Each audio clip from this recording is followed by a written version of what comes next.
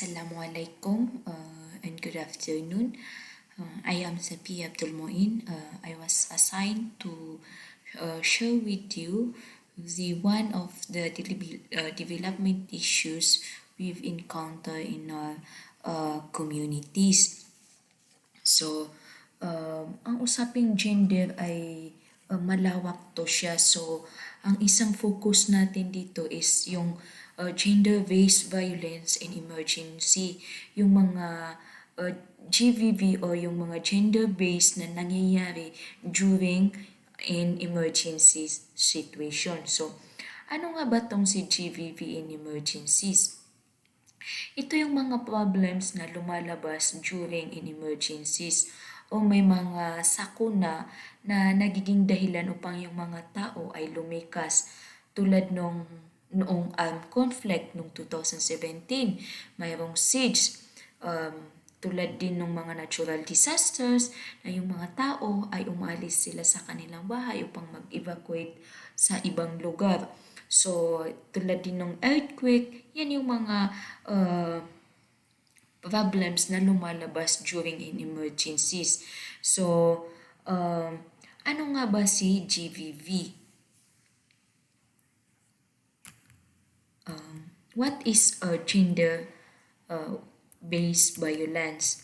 So, gender-based violence is an umbrella term for any harmful act that is perpetrated against a person's will and that is based on socially ascribed differences between males and females. So, ano nga ba si GVV? Si gender-based violence ay isang umbrella term for any act o pangyayari na di kaaya-aya na ang target is yung tao, which is hindi niya gusto mapababae man yan o mapalalaki kung ano man yung gender niya. So, yun siya, against a person's will. So, another one, mayroon din yung isang definition is definition yun ng UNHCR. So, another definition ng gender-based violence is directed against a person on the basis of gender. It includes that inflict physical, mental, or sexual harm, suffering, threats of such acts, and deprivation of liberty. Yung ibang definition din ng GVV, it is directed against a person on the basis of gender o dahil sa kanyang kasarian, like kung ano yung na-encounter niya na violence ay dahil doon sa kung anong gender na mayroon siya, mapalalaki man o mapababae. Kasama na dito yung mga pangyayari o ginagawa na nagre-resulta o yung impact niya is mayroong physical, mental, o sexual harm na nagpapahirap o nananakot sa isang tao. Na to the extent na napipilit yung tao at nadideprives yung kanyang rights o yung kanyang kalayaan. So yun yung gender-based violence. So another one, ano si GVB ulit? Ito na naman yung definition niya sa Philippines. Sa level natin, sa local level, ang gender-based violence, ang isa sa focus natin dito ay ang VAW, yung violence against women.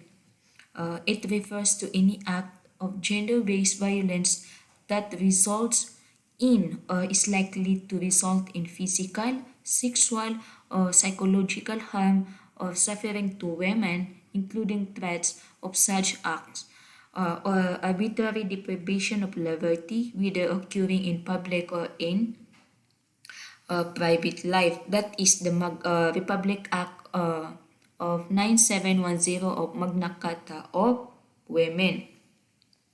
So, ibig sabihin lahat ng masasamang act o gawain na under doon sa umbrella, yung pinag-usapan natin kanina, yung isang definition ng GBV na nagre-resulta o magre-resulta ng physical, sexual, o psychological harm na nagpapahirap sa mga kababaihan, kasama na doon yung pananakot, pamimilit, o pag-deprive sa kanilang karapatan o kalayaan nila. Mapapubliko man yan uh, o in private. Kasi may mga violence din, may mga gender-based violence na nangyayari sa loob ng tahanan, which is the private life, hindi lang din sa public. So yan yung nilalaman ng Magna Carta of Women, Republic Act 9710. So, gender-based violence can apply to women and men, girls and boys. However, there is a recognition that ang GBV ay pwede siyang ma-apply sa lalaki, sa mga lalaki at sa mga babae. Hindi lang kasi babae yung nakaka-encounter ng gender-based violence, pati na din yung mga lalaki. Ngunit, mas rini-recognize natin, na mas pinapansin natin na ang mga kababaihan, women and girls are disproportionately affected by the GBV. Ang mga batang babae o ang mga kababaihan, sila yung mas malaki, mas marami yung affected sa kanila kaysa sa mga lalaki. So, women and girls are at high risk ang primary target ng GBV. Sila din yung primary target ng GBV kasi sila yung mga vulnerable sector ng community. Women and girls suffer mas sila yung nagsasuffer kung naka-encounter sila ng mga violence naka-encounter sila ng gender-based violence, mas sila ang mga kababaihan, mas sila yung nagsasuffer ng doon sa consequences ng GBV. So, may impact ng GBV dito sa nangyari sa atin sa last year na nagkaroon ng COVID-19. So, ano to siya? Ang isang impact niya sa economic impact. So, mayroong economic impact ang GBV sa situation natin noong last year na ando tayo sa COVID-19, tulad nung yung mga nanay o yung mga kababaihan na yung pinagkukuha na nila ng source of income nila is doon sa labas, yung mga business nila, so na-stop. So, kasi nag-lockdown, so yun siya, na-stuck sila sa bahay. So, yung pinagkukuha na nila ng source of income na putol. So, nagsuffer sila kasi walang pumapasok na pera, kay walang mang makalabas. So, yun yung economic impact nila. Yun yung mga isang impact ng COVID-19 sa economic. So, again, ang mga kababaihan ang mas lalong nagsuffer dito. Another one is the health issue. So, ang health, hindi lang to sa local, global issue na ito, kasi ang health din isa din ng impact niya sa COVID-19 doon sa mga kababaihan is yung, like for example, yung budget para sa mga maternal is na-divert doon sa COVID-19. Yung budget na allocated doon sa like for example sa family planning, yung mga IC, yung mga binibigay na services para doon sa mga maternal o sa reproductive health, na divert yung budget doon sa COVID-19. Mas lalong lumaki yung pregnancy rate during COVID-19 kasi nakaligtaan yung family planning. So, yun siya, yung mga effect ng COVID-19 sa health. So, pinapakita natin na yung mga kababaihan sa health sector is yun yung impact niya. Another one is unpaid work. Yung mga unpaid work, yan yung mga gawaing bahay na hindi binabayaran tulad ng mga gawain ng nanay, yung sa paglalabak o sa pagluluto, kung ano man yung mga work sa bahay na hindi na yan yung mga unpaid work. So, again, nadagdagan kasi ngayon online class yung mga anak nila. So, nadagdag sa burden nila is yung pagga-guide sa mga anak nila sa kanilang module. Kung wala naman yung nanay, yung ate, yung nag-guide sa mga kapatid, sa mga siblings, burden din nila yung yung sila yung naatasan na mag-guide sa kanila doon sa module. So, yun siya yung mga unpaid work. Another one is yung gender-based violence. Kung nung walang yung COVID, may mga existing na nangyayaring violence sa loob ng bahay.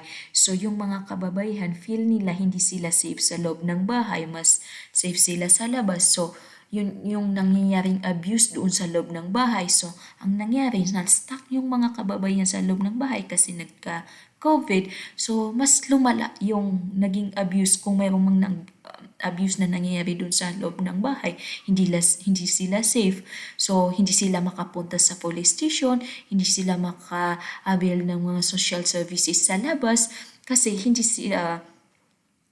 sila makalabas. So, yun yung may mga instance na nangyayari na doon sa mismong loob ng bahay nangyayari yung gender-based violence. Hindi maiwasan ng mga kababaihan. So, doon, na-stuck sila sa bahay kasi nagka-lockdown. So, yun yung mga impact ng COVID-19.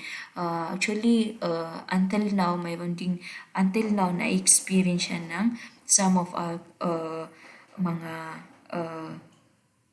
yung mga ibang kababaihan sa ating komunidad. So, again, women will be the hardest hit by this pandemic, but they will also be the backbone of recovery in the communities. So, ang pinakamalaking na hit na itong pandemic is yung mga kababaihan, but they will also be the backbone. When we say the backbone, yung sa likod, hindi tayo yung structure ng isang yung structure, yung ba yung sa likod, hindi yan likod natin yung backbone. So, hindi yan siya makakatayo kung walang backbone. So, again, ang mga kakababaihan then will also be the backbone of recovery in the communities. So, may mga yung nasa baba, yan yung mga nasa baba ng slides natin, yan yung mga ibang resource na siya natin yakuha yung mga resource. So, GBV, gender-based violence or the violence against women and children in normal times, sa normal setting to. 1 in 5 women aged 15 to 49 has experienced physical violence. So, isa daw doon sa 5 babae na edad 15 to 49 years old ay nakaka-experience ng physical violence. When we say physical violence, yan yung pinagbubuhatan ng kamay. So, yan, isa daw doon sa 5 babae na edad 15 to 49 ay nakaka-experience ng physical violence. Another one, in normal times, 6% of women aged 15 to 49 have experienced sexual violence. So, 6% doon sa age 15 to 49 na mga kababaihan ay nakaka-experience daw ng sexual violence ayon sa National Demographic ng 2013. Another one, 4% of women have experienced physical violence while pregnant. So, 4% babae na nakaka-experience daw ng physical violence nung sila ay nagbubuntis. So, talagang existing na itong in normal times to. So, another one, 1 in 4 girls and boys aged 13 to 24 reportedly suffered from any form of sexual violence in any setting. So 24%, 24.9% na sa mga sa mga batang babae at batang lalaki ay nakaka-experience daw ng sexual violence in normal setting, in any setting. So yan siya. Another one, in normal times, GBV, prevalence of violence against women and girls aged 15 to 49. So, 14% have experienced physical violence. So, doon din daw sa edad na 15 to 49 years old, 14% doon ay nakaka-experience ng physical violence, 5% doon ay nakaka-experience ng sexual violence, at isa sa 5 babae ay nakaka-experience ng emotional violence. So, ano yung mga bakit nagkakaroon ng gender-based violence during may mga emergencies. So ito yung mga sample niya, kaya nagkakaroon ng mga gender-based violence during an emergencies because one of the reason is the families and communities are separated. Nagkakahiwa-hiwalay yung pamilya. So, na lumilikas sila sa kanilang communities to seek refuges to other communities. Another one, health, education, police, and social services are disrupted. During an emergencies, tulad nung siege, mayroong mga nanganak sa daan nung sila ay lumilikas. So, hindi sila makapunta sa health center kasi walang tao. So, hindi sila makapunta sa health center kasi wala yung mga tao, kasi pati din yung nagbibigay ng services is lumilikas din. So, yun, disrupted sila. Another one, community support system and protection mechanism breakdown. So, yung tulad ng like for example, the LGU Marawi. So hindi nila nasuportahan yung mga constituent nila kasi affected din sila. Kasi isa din sila sa mga community support system. So na breakdown yung mechanism kasi lahat is kaya may emergency, so lahat lumilikas yan sila. So, yan yung kaya mayroong mga existing na GBV kasi during an emergencies, may mga nangyayari na hindi na-address, may mga nangyayaring violence na hindi na-address during nangyari yung emergencies. So, scope of the problem, ito naman Philippine statistic. So, pinapakita natin yung mga violence nangyayari during an emergency. So, Philippine statistic on GBV in crisis. So, in Basilan naman to. Yung in Basilan, violence against women escalated during the conflict from 2000 to 2003. Ito yung time ng all-out of war. Mas lumala daw yung vow nung time ng all-out of war. Then, ang impact niya sa community, the community considered rape women unclean and they were forced to marry the men who had raped them. Ang impact niya sa community nung nagkaroon ng all-out of war nung sa Basilan, ang impact din niya sa community nila, lalo na pag sensitive yung communities, hindi nila tanggap yung mga victim ng GBV, lalo na pag yung form ng violence is rape case. In fact, di kasalanan ng mga kababaihan, hindi kasalanan ng kababaihan, yung babae na kung, like for example, kung yung rape case hindi niya kasalanan na na-rape siya, then they consider the women as unclean. So, kung sino pa yung perpetrator mo, siya pa yung pakakasalan mo. So yun siya yung mga nangyayaring mga violence during an emergencies. Mga example niya yun.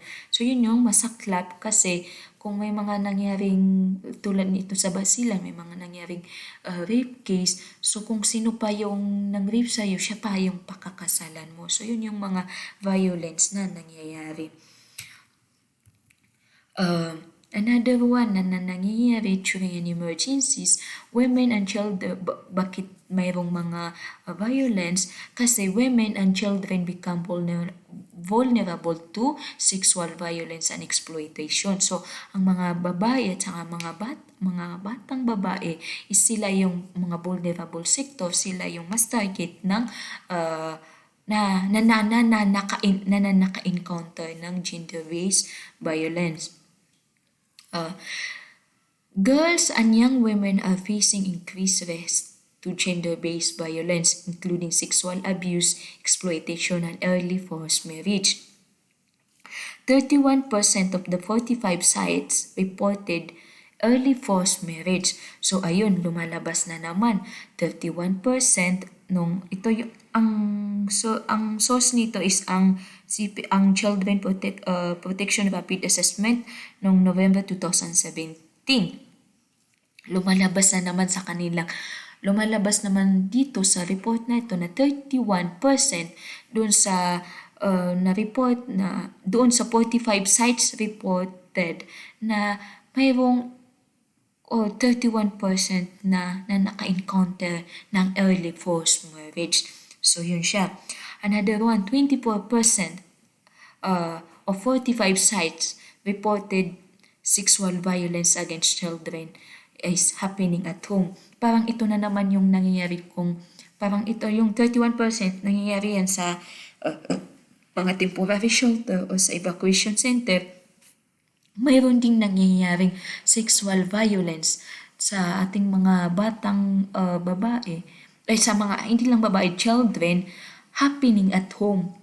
Parang home base yan, nangyayari. Like for example, kung may mga incidents talaga nung Marawi Siege na sa home base, hindi lang sa evacuation center nangyayari yung violence, pero nangyayari din yan sa home base. So, may 24% din na na-report na nangyari sa home base. So, yun siya. Bakit mayroong mga yung gender-based violence, ito yung mga concern din sa camps, concern ng doon sa mga camps, sa evacuation centers, kaya nagkakaroon ng gender-based violence dahil ito siya. Number one, lack of lighting in comfort rooms.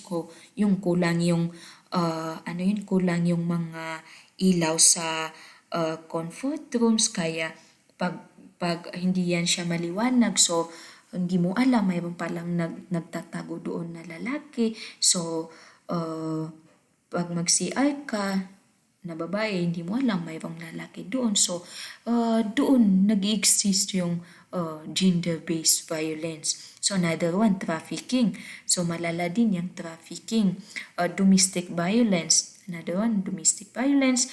Loitering of boys. When we say loitering of boys, yan yung marami yung mga tambay na mga lalaki. So parang na tambay lang yan sila. So doon sa pagiging tambay nila, so yun, pag may mga dumadaan or pag may mga dumadaan yung mga babae, so parang napapastos yung mga babae, mga incidents na ganyan. Congestion in camps, so yung punong-puno yung mga evacuation center, so walang partition. So another one, early marriage. Again, lumalabas na naman yung early marriage.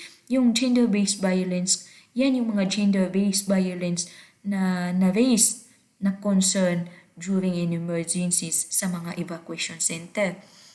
Ito nga, 45% sites reported that girls are most affected by sexual violence. 9% report reported actual cases of sexual abuse and exploitation. So again, existing talaga kasi mayroong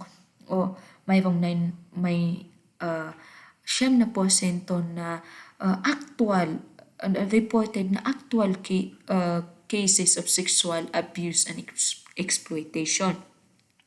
Another one, 21% sites reported that girls aged over 14 are most at risk. So 36% sites reported consequence to reporting sexual violence. 21% reported that sexual violence against children happen at home. So yun yung sabi ko kanina na mayroong mga this gender-based violence is happening talaga during an emergencies. 31% of sites, 31% reported early of forced marriage as the most common in GVV. So, yun na nga, 31% na nakaka-encounter ng GBV is mga early forced marriage. So, isa din sa mga issue dito is yung issue of early marriage. So, 15 to 16 years old, boys and girls are subject to arranged marriage. So, 21% of the sites reported marriage of GBV, so by birth to perpetrator. Ito namang 21% na reported ito sa Oxfam to na encounter nila to nung gender snapshot. 21% na reported na GBV survivor, parang doon sa perpetrator nila, doon sa, like for example, doon sa nang rape sa kanila, na nakasurvive sila doon is 21% na na-report. So, may basis tayo dyan kasi ang mayroong gender snapshot ang Oxfam na kinandak nung during the siege at saka nung after the siege. So, early marriage to uphold survivors' honor. So,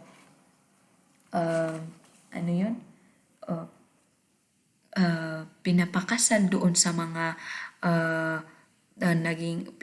kung may nangyaring GBV, gender-based violence na tulad nung rape, pinapakasal na lang sa kanya para ma-save yung yung maratabat, yung pride ng family. Another one na nagiging cause ng early marriage is yung early marriage for economic stability. Nakala nila pag pinakasal, yung mga parents, akala nila pag pinakasal nila yung mga anak nila is economically stable na sila. Another one, early marriage for protection. Kung puro babae yung anak mo, tapos wala kang anak na lalaki, so pakasal na lang yung isa sa kanila para mayroong isang lalaki sa pamilya na magpaprotect sa family.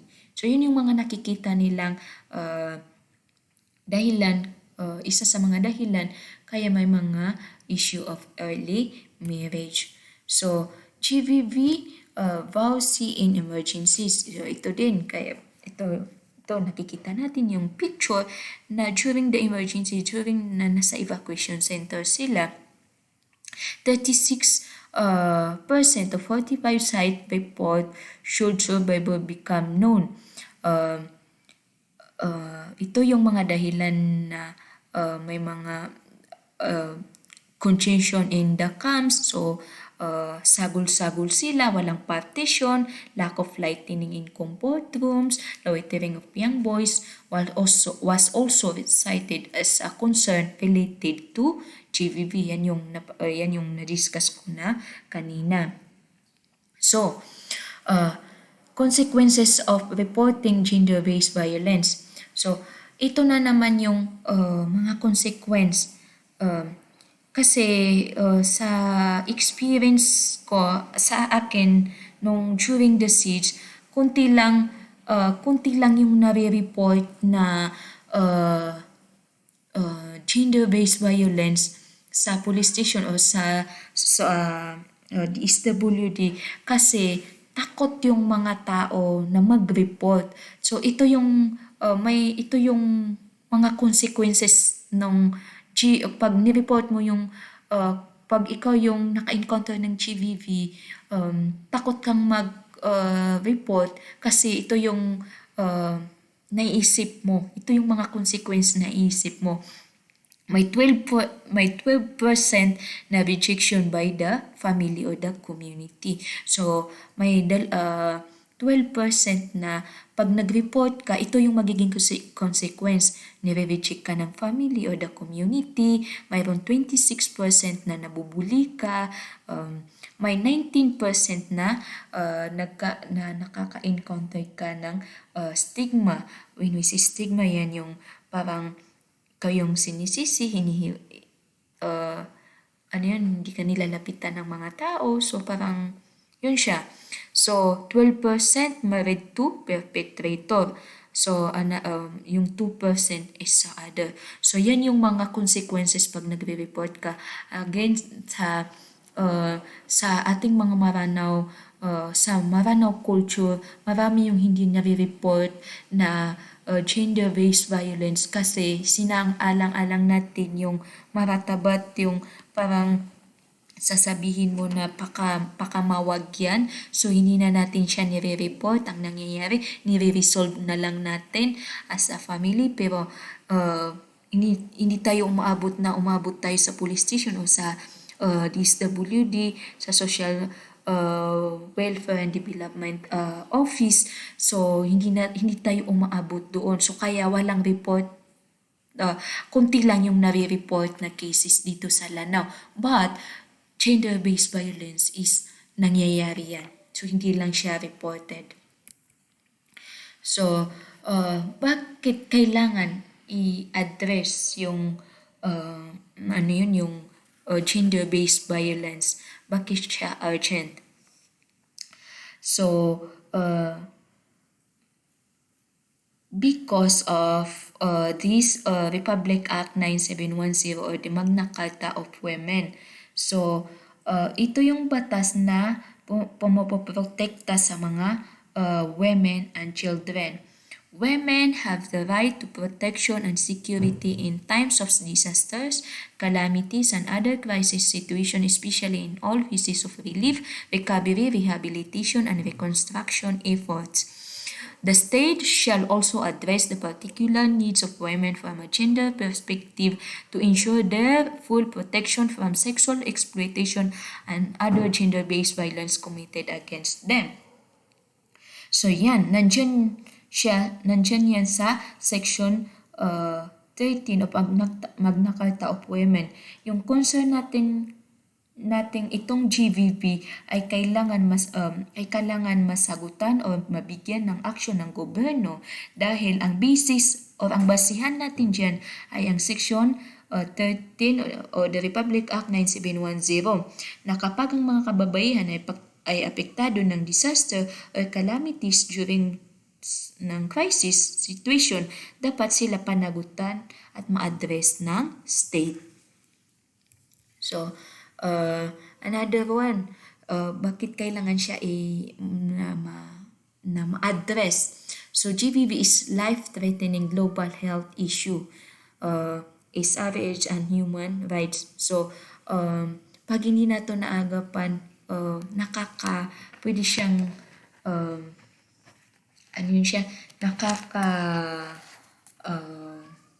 isipin natin na mayroon tayong na-save na tao. Life-threatening to kasi siya. Hindi lang sa global health issue. Kasi itong global health issue, nakikita natin sa social media, ang Africa, grabe sila dyan na nagsasuffer. Ang sexual reproductive health and human rights issue din. So member states and UNSC call for urgent action. Mismo ang member ng state at saka UN tumawag ng na kailangan urgent na yung action dito sa GBV.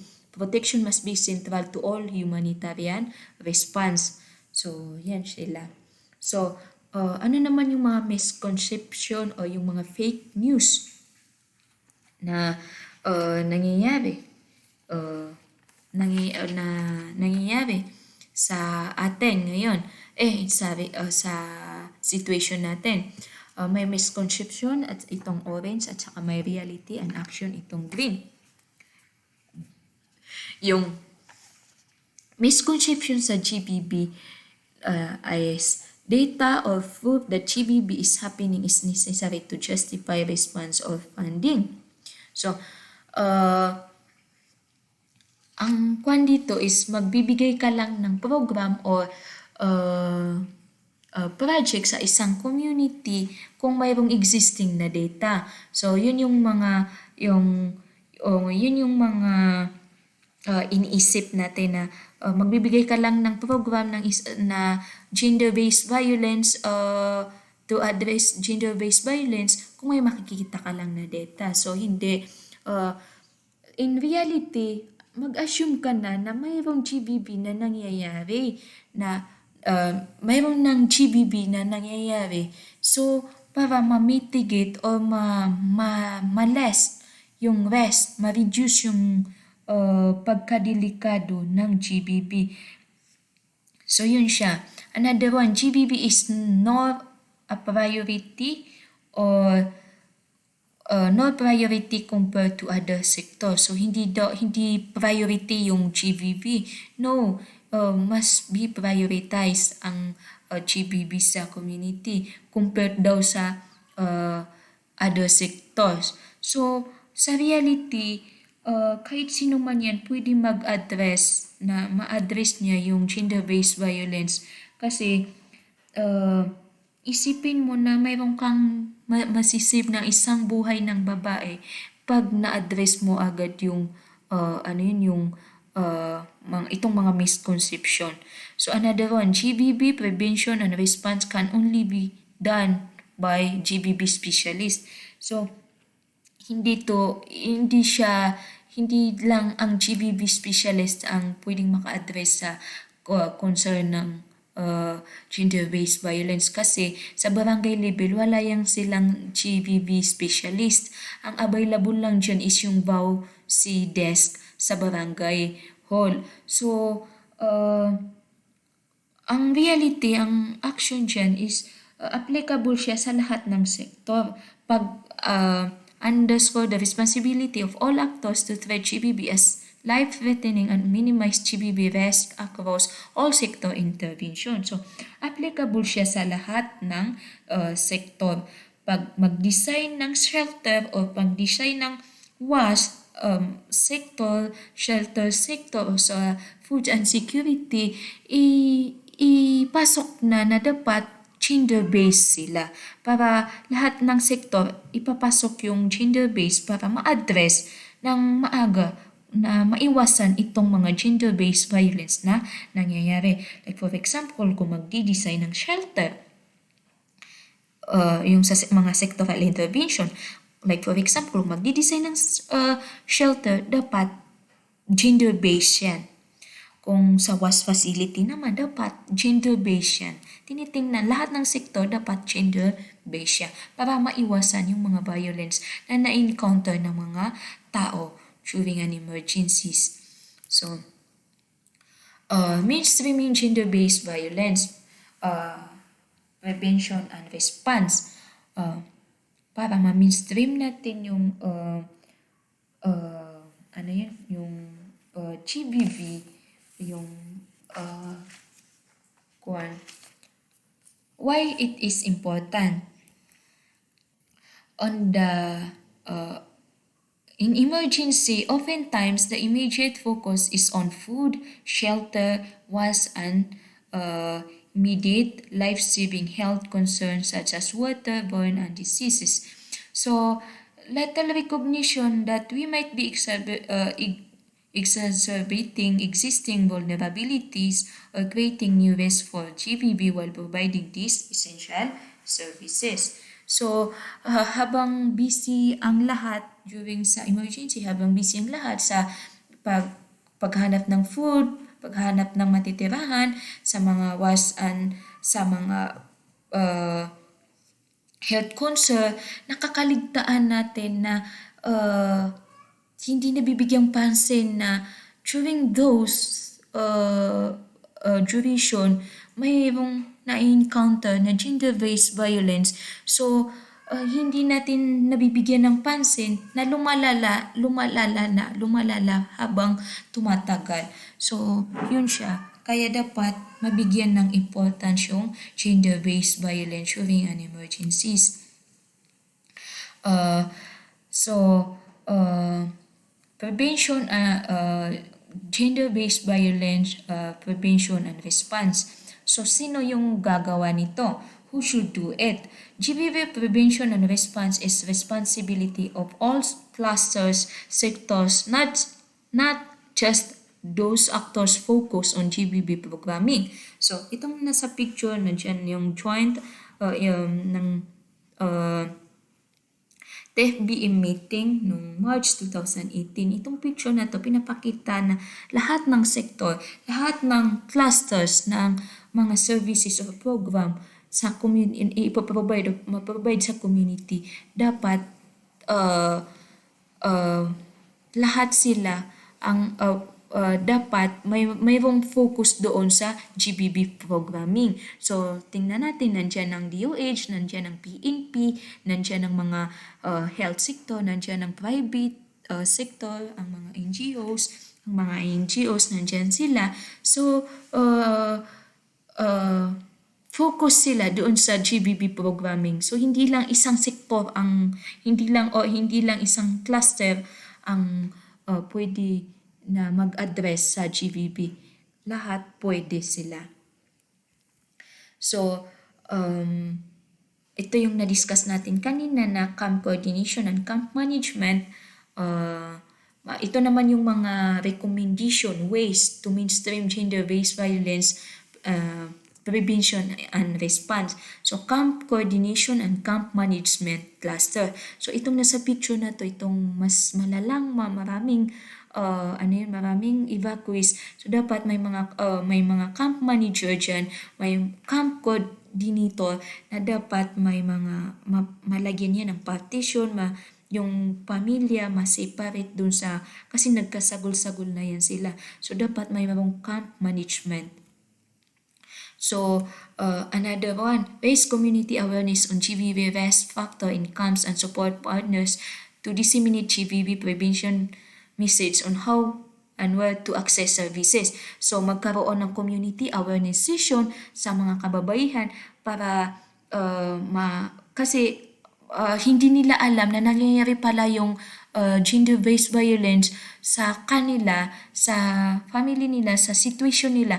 Pero, hindi nila alam na GBV pala yun. Kaya, magkaroon ng community awareness session sa mga kababaihan para kung may mga encounters sila na mga GBV, malaman nila doon sa community awareness session na yun pala ay violence yun, under yun sa gender-based violence. So, another one, magkaroon ng establishment of women-friendly space. So, kung may mga babae na hindi nila mailabas yung kung ano man yung mga sa loobin nila. So, magkaroon ng women-friendly space para doon sila nagmi-meeting, doon sila nakakapag-usap. So, nawawala yung burden nila, nawawala yung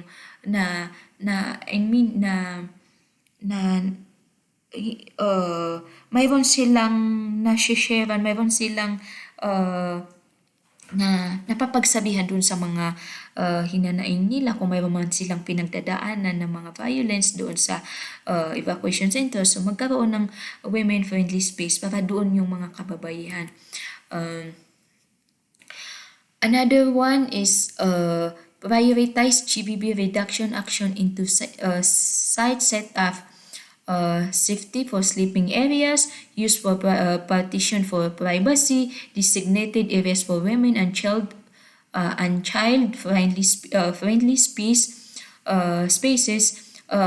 security and safety of women as a key criteria for selection and evacuation site. So, Yun na yung sinasabi natin kanina na yung camp management dapat yung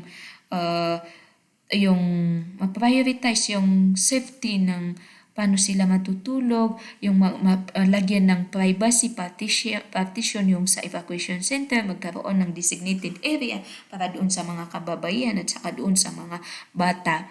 So, para ma-secure at saka ma-safe yung mga kababayan. Yan yung criteria niya. So, another one, separate, functional, and latrines for men and women with locks. Bathing facility with privacy. So again, separate yung CR ng babae at saka lalaki na kailangan may lock yan. May lock kasi yung ibang CR walang, yung may mga experience natin na may pinatayong mga temporary latrine na walang lock. So kailangan may lock yan kasi yan yung isa sa pinaka-issue kasi hindi mo alam kung nandun ka pala sa loob ng CR, so hindi yun siya nakalock, so biglang may pumapasok, so kailangan may lock. So yung bathing facilities with privacy, yung separate yung men and women sa paliguan kasi during an emergencies, nung nagka-siege, mayroong paliguan yan ng lalaki at babae doon sa evacuation center ng Sagiran. Pero yung naka-partition siya pero hindi siya fully na nilagyan ng cover. So, mayroong mga sumisilip doon na mga lalaki. So, later on, na-realize na-assess namin yun. So, nabigyan ng action na dapat fully fully furnish yung CR na safe yung maliligo doon na babae, safe yung maliligo doon na mga bata o mga dalaga. So, yun sila. Another one na recommendation is regular security patrol prepared by female police officer. So, yun siya. Dapat hindi lang lalaki na police patrol ang nagpapatrol, pwede din yung mga babae kasi pag yung mga babae, hindi nila masabi yung mga hinanaing nila doon sa mga, kasi nahiya sila doon sa mga lalaki na pulis, so pwede doon nila masabi sa mga babae, female in uniform. So, kampantin sila kasi tulad din nilang babae yung nagbibigay sa kanila ng lecture o nagbibigay ng community awareness session sa kanila. So, yun sila. So, ito naman yung referral pathway. Ang referral pathway, kung naka-encounter ka ng mga gender-based violence, hindi mo alam kung saan ka pupunta, saan ka magre-report, saan ka pwede mag-report. So, may mga instance na nangyayari na JVB, so hindi nila yan nire-report kasi hindi nila alam kung saan sila pupunta, hindi nila alam kung saan nila sasabihin yung nangyari sa kanila, hindi nila alam kung sino yung sasabihan nila na safe ba na sabihin to sa kanya. So ito, pag mayroong mga cases na nangyari tulad ng pananakit sa bata at sa kababaihan, biktima ng rape, human trafficking, nire-recruit na mga bata, sexual harassment, pang-abuso, etc. Kung mayroong na-encounter yan, mga encountered na ganyan, so dito ka magre-report dito sa gitna. Ito yung dapat mong reportahan. Kung takot ka sa pulis na takot ka sa kanila, so hindi ka kampante sa kanila, pwede ka mag-report doon sa municipal o city social worker o sa camp manager kasi may mga camp manager yan o ang city link o ang municipal link, nandyan yan sa punta ka sa Social Welfare Development Office ng isang munisipyo, nandun ang DSWD. So sila, kung hindi ka naman kampante sa kanila, nandyan ang imam, nandyan ang teacher, ang ustad, may mga sultan at bai, labi sa community, nandyan din yung mga private, nandyan din yung mga NGOs, again, at saka ang doktor, doktora, ang MDRRMO. So nasa gitna ang barangay hall, ang barangay kapitan kasi yan yung madali nating abot ang barangay hall. So, ang mga serbisyo na dapat kailangan mong matanggap kung i-refer ka na naman nila kung may nangyaring kung may mga nangyaring hindi kaaya-aya na pwede kang ma-hospital, so i-refer ka nila sa hospital. So again, nandyan na naman ang Municipal Social Welfare and Development Office. So pwede ka sa kanila yan yung mga serbisyo na pwede mong ma-avail. O kung malala na naman, kung legal usapin, nandyan ang serbisyong legal. Ang PAW, nandyan din. So yan sila, ito yung referral pathway. So again, sa referral pathway, pag naka-encounter ka ng mga violence, wala sa choices na re-reportahan ang Tulfo. So tanggal dyan si Tulfo, wala dyan siya sa referral pathway. Kaya hindi siya kasali. Kaya kasi ngayon, marami doon tumatakbo kay Tulfo. So mas lalong lumalala yung situation. So important notes dito sa topic natin. All humanitarian personnel have the responsibility to yun na nga sabi ko kanina na assume na yung gender-based violence is nangyayari. So, regardless kung mayroon man yung official na report o walang report, so mas maaga mas mabigyan ng pansin para ma-mitigate, ma-reduce yung harm na mangyayari doon sa mga nakaka-encounter ng violence. Threat, it is a serious and life-threatening protection issue. So, isipin mo na ito isang ding note dito na pag hindi ito nabigyan ng solution is na pwede ito makakamatay. Another one, take action to minimize GBV risk through sectoral cluster intervention. So, lahat ng cluster ng mga social sector, lahat yung intervention nila dapat gender-based sila.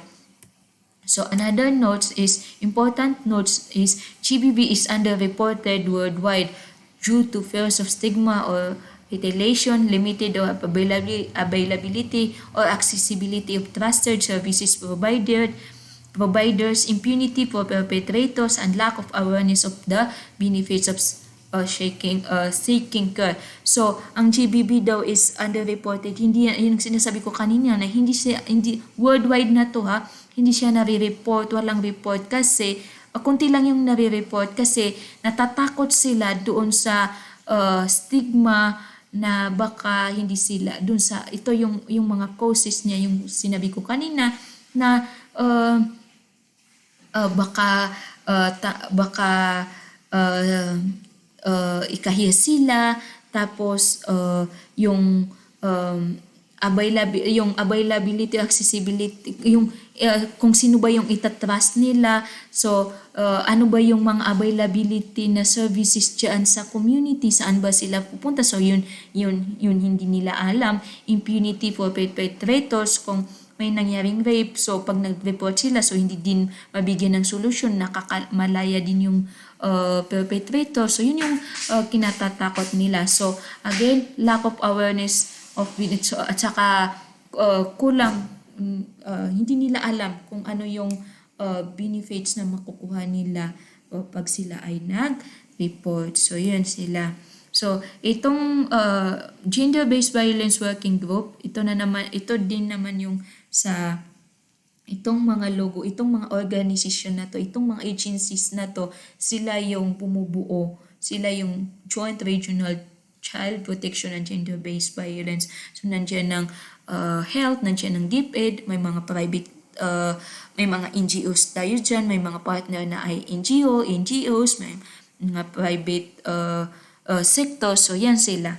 So yan yung bumubuo dito sa local, yan yung bumubuo ng working group members ng gender-based violence working group. So ito yung mga guidelines, ito yung mga ano yun, yung mga resources na sa topic natin, actually pwede siya ma-download. So yan sila, yan yung mga resources. So mga guidelines, so tingnan nyo din kung pwede nyo silang i-download sa internet. May mga apps din po yan. So again, dito lang po nagtatapos yung topic natin sa gender-based violence during an emergencies. So kung may mga tanong po kayo, kung may mga question po kayo, kung mayroong hindi po kayo naintindihan, feel free to ask me or mag-chat lang kayo doon sa GC natin kasi napakahirap ng connection. Ito nga, madaling araw na akong nagre-record kay hindi maka-connect yung mga connection natin. So, yan yung mga isa sa pinaka main problem natin dito sa online class. So, kung may mga question kayo, feel free to ask me. So, again, dito lang nagtatapos yung gender-based violence and emergencies na topic. So, salamat and assalamualaikum.